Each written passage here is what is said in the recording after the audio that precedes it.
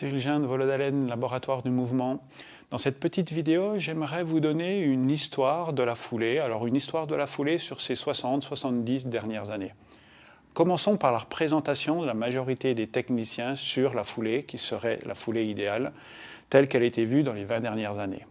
Cette foulée, il s'agirait d'abord de ne pas mettre un appui trop en avant, donc un appui juste sous le centre de masse, avec un pied plutôt à plat, une posture bien droite, une cadence élevée, puis avec tout ça, on reste relax.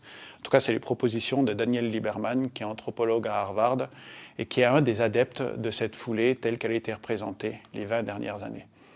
Mais cette vision d'une foulée qui est plutôt de type rebond, elle date de bien avant les 20 dernières années. Remontons 30 ans avant. On est à la fin des années 60, début des années 70, à Milan, dans un laboratoire qui s'appelle Laboratoire de physiologie humaine. C'est un laboratoire qui est dirigé par Margaria, qui est un physiologiste assez reconnu, avec d'autres chercheurs. Notamment en 1972, vous avez Tis, qui est un chercheur belge, qui montre que si on propose ce type de saut, celui-là, comparativement à celui-là de saut,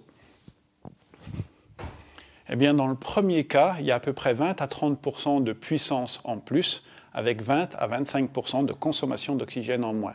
C'est-à-dire une efficacité à peu près 40% supérieure. Alors, qu'est-ce qui différencie le premier saut du second saut? Eh bien, c'est l'existence préalable d'un contre-mouvement. Bosco a appelé ça une dizaine d'années plus tard contre-mouvement de jump comparativement à squat jump. Donc, le contre-mouvement, qu'est-ce qu'il permet? Il permet d'étirer les structures élastiques du corps qui vont générer une puissance qui va s'ajouter à la puissance de propulsion.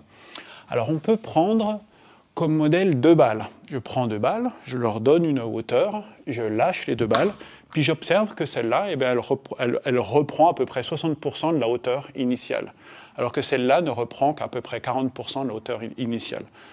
Celle-là est le plus efficace puisqu'elle a récupéré 60%.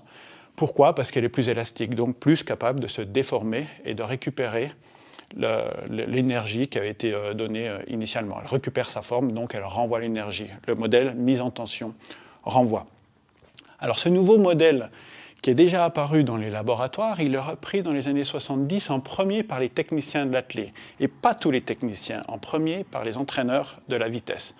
On a des gens en France comme Piacenza, comme Piron, qui sont des entraîneurs de plutôt 100 mètres, 110 mètres, 200 mètres, qui commencent à voir le coureur non plus comme quelqu'un qui est là pour pousser, pour propulser, mais qui est là pour rebondir.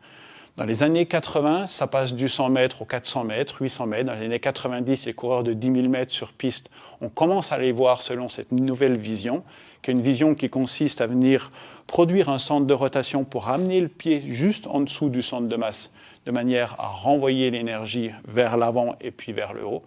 Et dans les années 2000, c'est la grande généralisation. Donc on dit à tout le monde qu'il court vite ou qu'il ne court pas vite, qu'il court long ou qu'il court sur des courtes distances, qu'il soit gros ou qu'il ne soit pas gros, que c'est la bonne manière de faire. Donc on est parti d'une situation qui est une situation à la verticale. On est passé sur du 100 mètres dans le cadre de personnes qui courent très vite et on a généralisé.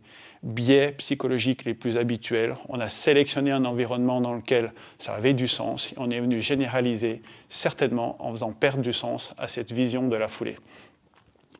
Maintenant, remontons encore une vingtaine d'années avant et regardons sur quels matériaux les coureurs sont en train de faire leur performance. Voilà, sur l'image que vous voyez sur le haut, eh bien, on est en 1964 à Tokyo, c'est l'arrivée du 100 mètres. Le gars que vous voyez à la première ligne s'appelle Bob Ice, il fait 10 secondes à ce moment-là.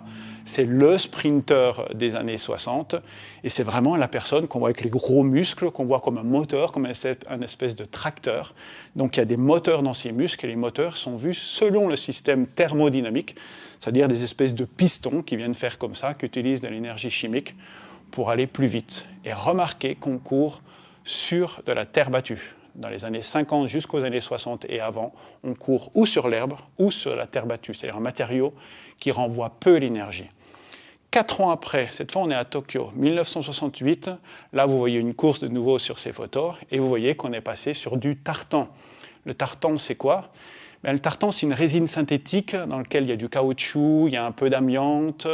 Et sur cette résine, elle a été constituée, elle a été créée, cette résine, par la société qui s'appelle la société 3M, société américaine, dont le patron était un grand adepte de course de chevaux.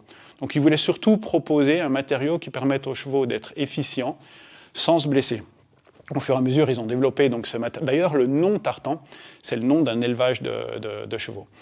Et donc ils se sont assez vite rendus compte que ça coûterait trop cher pour recouvrir les hippodromes, et puis au final, c'est passé sur les pistes d'athlétisme qui sont beaucoup moins longues.